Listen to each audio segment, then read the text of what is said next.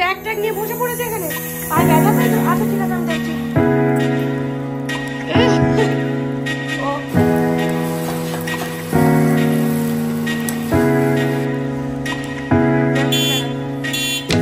আমাদের সবারই সাথে কিন্তু কখনো না কখনো ঠিক এরকমই হয়েছে।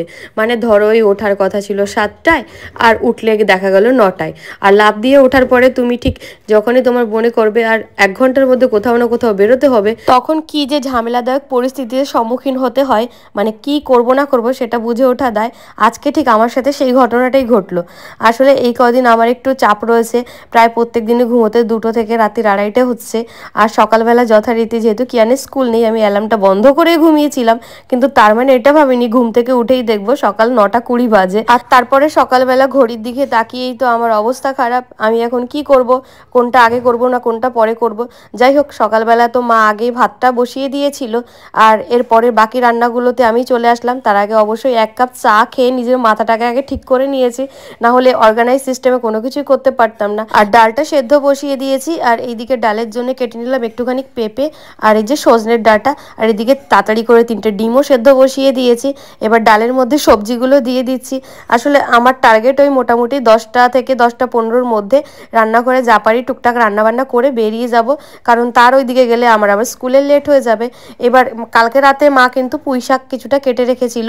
এবারে পুঁই শাকটা যেহেতু রয়েছে তো ভাবছি পুঁই শাকটা করবো, আর চিংড়ি মাছও রাখা রয়েছে ফ্রিজে। তো এই জন্য পুঁই শাকের জন্য তাড়াহুড়ো করে একটুখানি সবজিও কেটে নিচ্ছি। ভাগ্যিস পুঁই শাকটা কাটা ছিল, আর না থাকলে অবশ্যই আমি ঝামেলাটা করতাম না।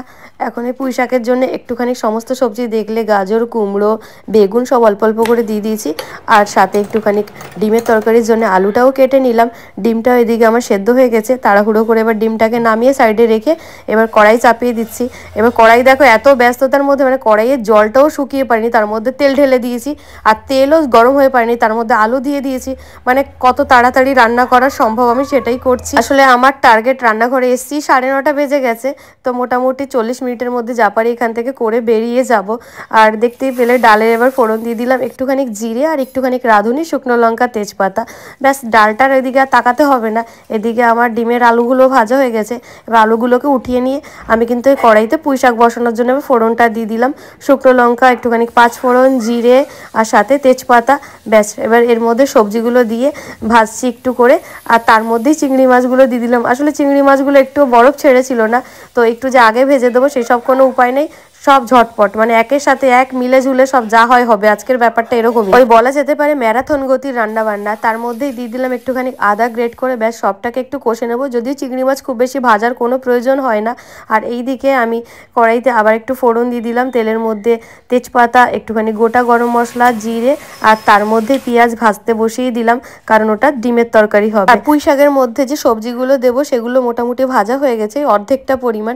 তার মধ্যে পুঁই শাকটা দিয়ে দিয়েছি। দেওয়ার পরে এই দিকে দেখো আমার ছেলে গত রাতে এক কাণ্ড ঘটিয়ে রেখেছে, মানে হলুদ আর জিরে গুঁড়ো একসাথে মিলিয়ে মিশিয়ে রেখে দিয়েছে, তো তারই কিছুটা পরিমাণ দিয়ে দিলাম আর কিছুটা পরিমাণ নুন। ব্যাস, ওটা কিছুক্ষণের জন্য হতে থাক। আর এদিকে আমি পেঁয়াজ ভাজার মধ্যে ডিমগুলো সেদ্ধ করে একটু চিড়ে চিড়ে ওর মধ্যে দিয়ে একটু নাড়াচাড়া দিয়ে তারপরে এই বাটা মশলাটা কিন্তু মাই মিক্সিতে পেস্ট করে দিয়েছে। এর মধ্যে আছে আদা, রসুন, টমেটো আর গোলমরিচ আর একটু কাঁচা লঙ্কা। ব্যাস, সবটাকে এবার দিয়ে আর তার মধ্যে কিছুটা গুঁড়ো মশলা দিয়ে দিয়েছি, ওই লঙ্কা গুঁড়ো, জিরে গুঁড়ো আর হলুদ গুঁড়ো।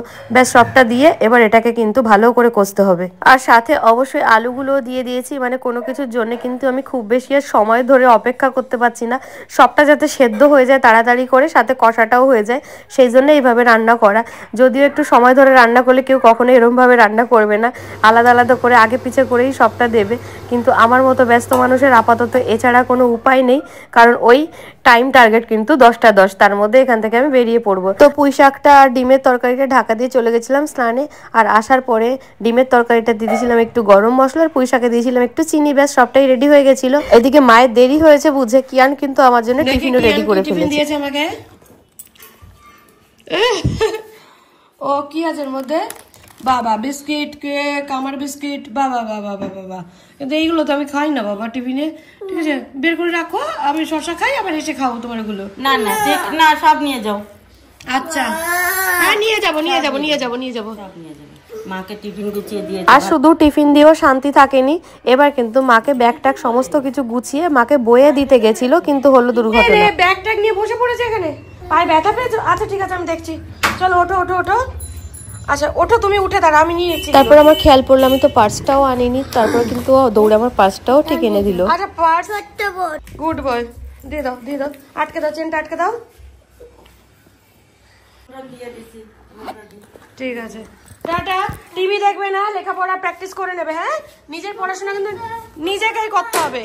হ্যাঁ, কি খাতা, প্র্যাকটিসের খাতা ছোট ছোট দেখেছো, ওগুলো সব প্র্যাকটিস করো, ঠিক আছে? দেখতেই পেলে ও বেশ আজকে আমাকে সমস্ত কাজে হেল্প করে দিয়েছে, টিফিন গুছিয়ে ব্যাগ এগিয়ে দিয়ে টিয়ে। যা হোক, তারপরে এখন চলে এসেছি বাড়িতে বিকেলবেলা, আর বেরোচ্ছি কিয়ানকে নিয়ে যোগা ক্লাসে। আর এভাবেই আমাদের একটা ব্যস্ততম দিন শেষ হলো। তো দেখা হবে পরের ব্লগে, ততক্ষণের জন্য টাটা।